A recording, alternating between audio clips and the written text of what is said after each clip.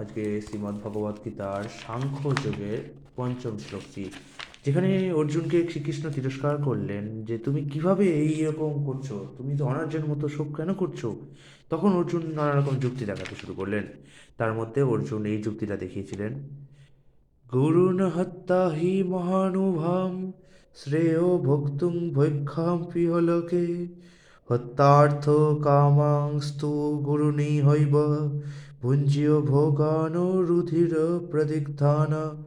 অর্থাৎ আমার মহানুভব শিক্ষাগুরুদের জীবনহানি করে এই জগৎ ভোগ করার থেকে বরং ভিক্ষা করে জীবন ধারণ করা ভালো।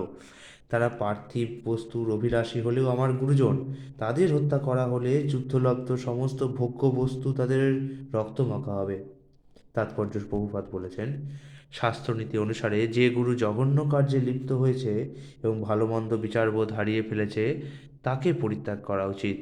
দুর্যোধনের কাছ থেকে অর্থ সাহায্য পেতেন বলে ভীষ্ম ও দ্রোণ তার পক্ষ অবলম্বন করতে বাধ্য হয়েছিলেন।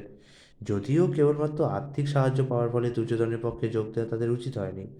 এই অনুচিত কার্য করার ফলে তারা পাণ্ডবদের পরমারাধ্য শিক্ষাগুরুর পদের মর্যাদা থেকে বিচ্যুত হয়েছেন। কিন্তু তা সত্ত্বেও তাদের প্রতি অর্জুনের শ্রদ্ধা কোনো অংশে হ্রাস পায়নি, এবং অর্জুন এই কথা ভেবে মনে মনে শিহরিত হয়েছেন যে জাগতিক সুখ উপভোগ করার জন্য তাদের হত্যা করা হলে সেই ভোগ হবে তাদের রুধির মাখা অর্থাৎ রক্ত মাখা। আগামীকাল দেখব অর্জুন 6 নম্বর শ্লোকের মাধ্যমে শ্রীকৃষ্ণকে আর কি কুযুক্তি উপস্থাপন করে দেয়। হরে কৃষ্ণ।